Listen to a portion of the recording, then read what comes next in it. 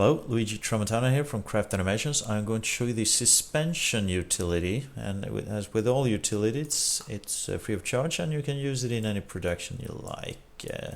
And as with all utilities, you usually use them with other tools to create more complex ones to run them simultaneously.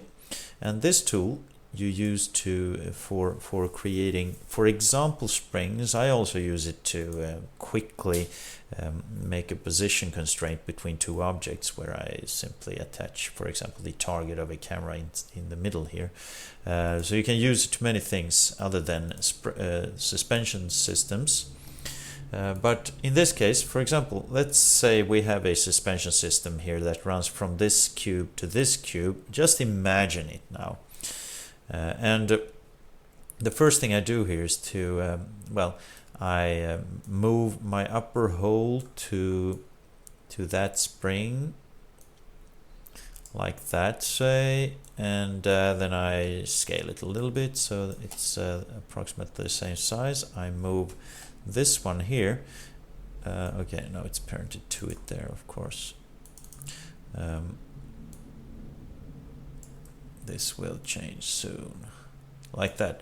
And then what I do here is, because I want it to be initialized correctly here, so I just open up the configuration dialog and initialize it. Then bang, I have the spring again here in ready format. So what I do with this is this is a bone system for a spring. So as with any bone system, I scale and rotate and move it so that it fits my suspension, in this case, the suspension character.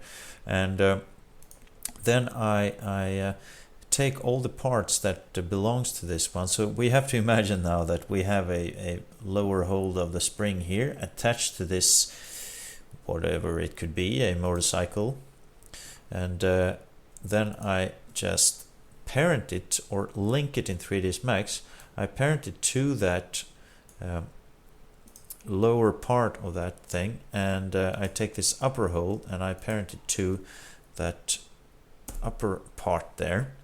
And guess what this one does? Well, if you had a spring here, imagine you have created this wonderful spiraling thing up here, then you would parent or link that spring to this spring component here. And it's quite important here that you can't do enormous deviations here, obviously, because you actually compress the spring thickness. So if you're not deviating much, then this would do very, very fine. And it doesn't have a physical effect, because this is just something you use to show how springs are moving and nothing else. So it doesn't have a physical effect of the four-wheeler, for example. But let's see here what happens. We could imagine that we have, for example, well, what shall we have here? We can take the let's just take a sphere here so that we can actually see what happens. And we'll actually move this one to here, like that, and just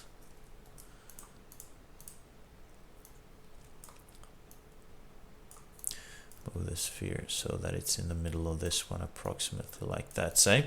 And then we just imagine that this is the spring that goes up here, and I parent it, link it to that one. Then obviously when this one scales up and down, the sphere will swell and shrink.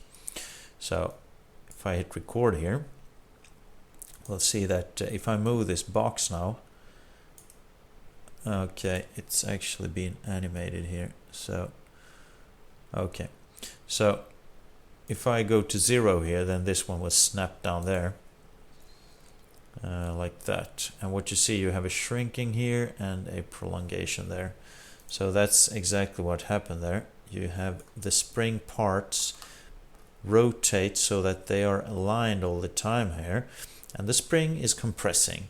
So that's what this tool does, and there's nothing more to say about it, actually. So I hope you will enjoy this tool, and good luck. Bye bye.